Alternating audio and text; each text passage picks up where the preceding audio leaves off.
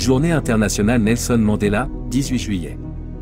13e mission, Droits de l'homme, confiée à l'OIDE par l'ONU.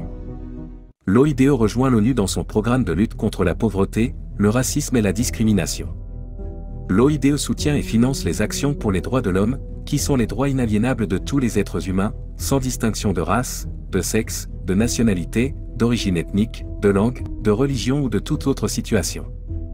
Les droits de l'homme incluent le droit à la vie et à la liberté.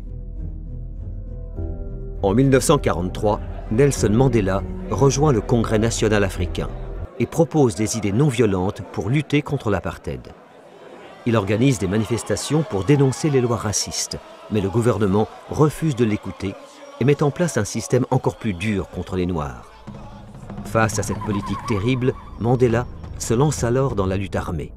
Il crée un mouvement violent qu'il baptise le glaive de la nation, ce qui rend très en colère les dirigeants sud-africains.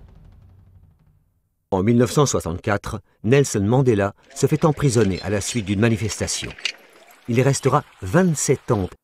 Derrière les barreaux, Mandela devient un symbole de lutte contre l'injustice dans son pays, mais aussi un peu partout dans le monde.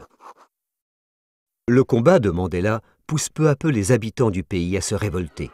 Le 16 juin 1976, à Soweto, une ville très pauvre d'Afrique du Sud, des écoliers et leurs professeurs se préparent à manifester.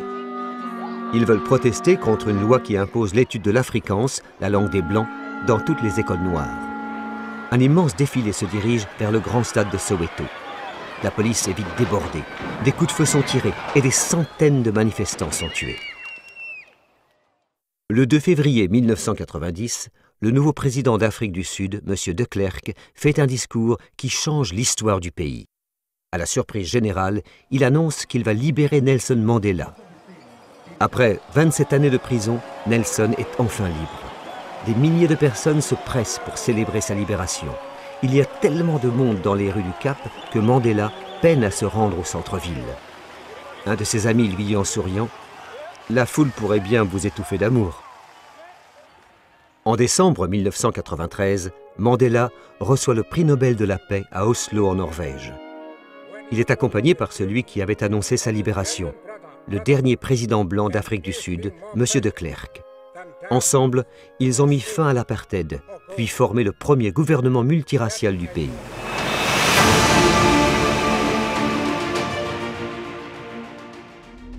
Nelson Mandela International Day, the 18th of July. 13 Road Mission, Human Rights, entrusted to IOED by UN. IOED joins UN in its program to combat poverty, racism, and discrimination. IOED supports and finances actions for human rights, which are the inalienable rights of all human beings, without distinction of race, sex, nationality, ethnic origin, language, religion, or all other situations. Human rights include the right to life and liberty. The reality can no longer be ignored that we live in an interdependent world which is bound together to a common destiny.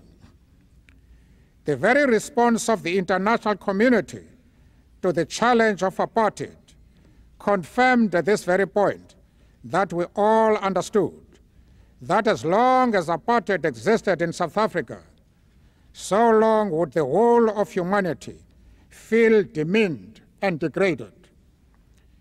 The United Nations understood this very well, that racism in our country could not but feed racism in other parts of the world as well. The universal struggle against apartheid was therefore not an act of charity arising out of pity for our people, but an affirmation of our common humanity.